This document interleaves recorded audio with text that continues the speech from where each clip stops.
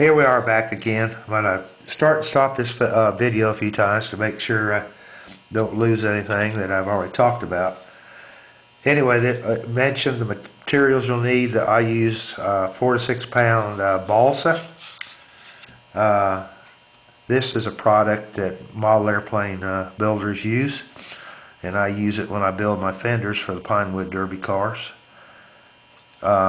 Several other things I use. Anytime I want to use a glue, I use this glue. It's a thin CA instant glue, and that's obtained from hobby suppliers of model airplane parts and supplies and building accessories.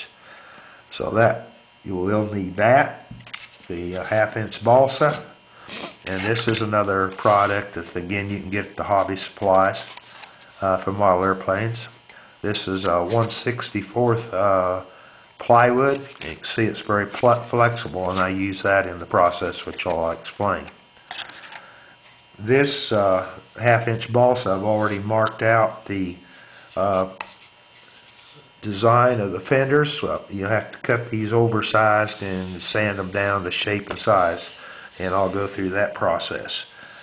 How I made these is pretty simple. You take a nail or an old Pinewood Derby wheel, put a nail through it, push it into the balsa being soft goes in easily, and you just trace around it for the inside circumference of your wheel. And you can see how I made these lines. These are square lines in front of the fender and through where the axle holes drilled. And you want to cut it when you cut this. Make sure you cut outside these lines a little bit so you can sand this down, and I'll show you how that's done. Of course, we got a center line to keep them all approximately the same height and shape. So you just make 4 of those, 3 of those, 2 of those, whatever you're using on your Pinewood Derby car. So I'm going to shut the film off and cut these 4 preliminary fenders out, and then I'll show you how we shape them.